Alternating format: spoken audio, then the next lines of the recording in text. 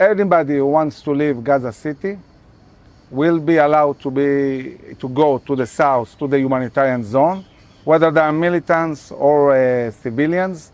So we want to clear as much as possible the Gaza. Stop you right there, because you say they can move south to the humanitarian zone. You're referring to Al-Mawasi, and the IDF has already bombed Al-Mawasi. People have died in the humanitarian zone that you are now telling people in Gaza City they should move to.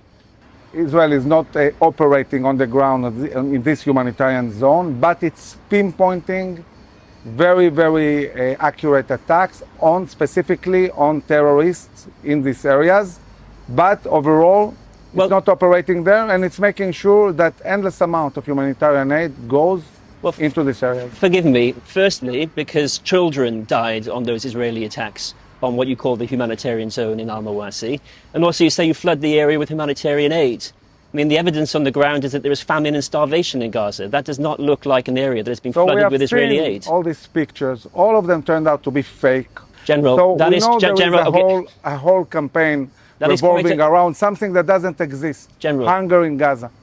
It doesn't exist? Doesn't exist at all. The UN, several extremely reputable humanitarian organizations, which are all full of terrorists. This is baby or day, General. This is a baby. Please would you look at this baby. This was a baby featured in our program on Channel 4 News. This is not fake. This is baby Mohammed, General. We always planned to build the best home. I'm proud that I do an incredible amount of repeat business, which proves... What do you see? I see a child in care house.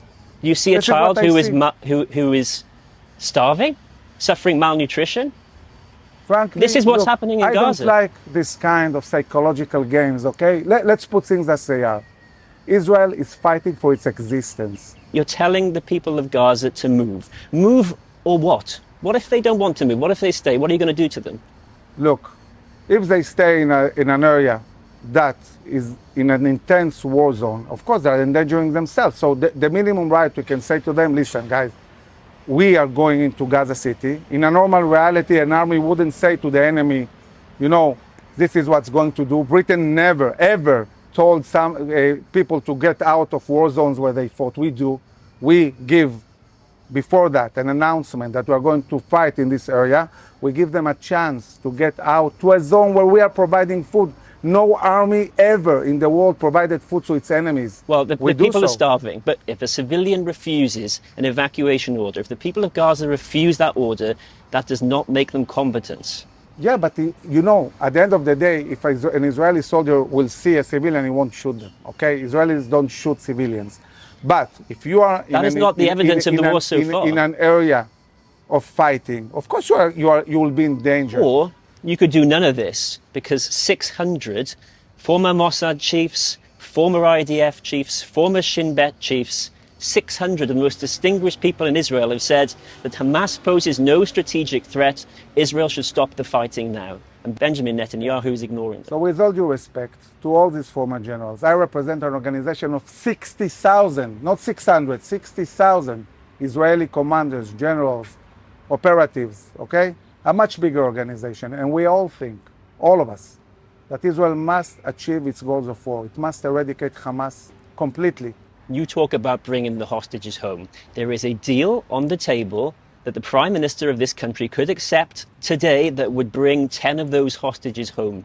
And nobody need be harmed. There could be a 60-day ceasefire right now. Why wouldn't they accept that deal instead of putting their lives in danger? You know, Israel really thought that after defeating Iran and after taking over like 75% of the Gaza Strip, the terms for a ceasefire of 60 days will be created. And it didn't. I mean, we offered the deal.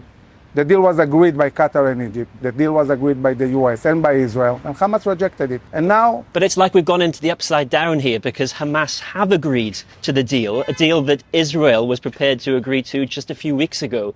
So in theory, the two sides should be able to meet those hostages, should be able to come home. So remember that if you do a partial deal, not only Israel has to give up all the achievements it had until now and retreat. But Israel agreed to this deal a month ago. And also remember that it's half of the hostages. What about the other half? When we will see the remaining hostages, we can actually defeat Hamas and bring all the hostages back, not half of them. Do you not think that going into Gaza with this level of force endangers the lives of those hostages? So in Gaza City specifically, where we are going to operate, there are very few hostages. We know where they are. We know not to go into the areas where they are. So I don't see why they would be endangered. Well, they have before, haven't they? Because they've been killed in Israeli airstrikes before, hostages. We are in a complex situation. We have to balance between the different goals of war. Everybody wants to bring back the hostages, but we also need to defeat Hamas. General Brigadier Amir Aviv, thank you very much for your time. My pleasure.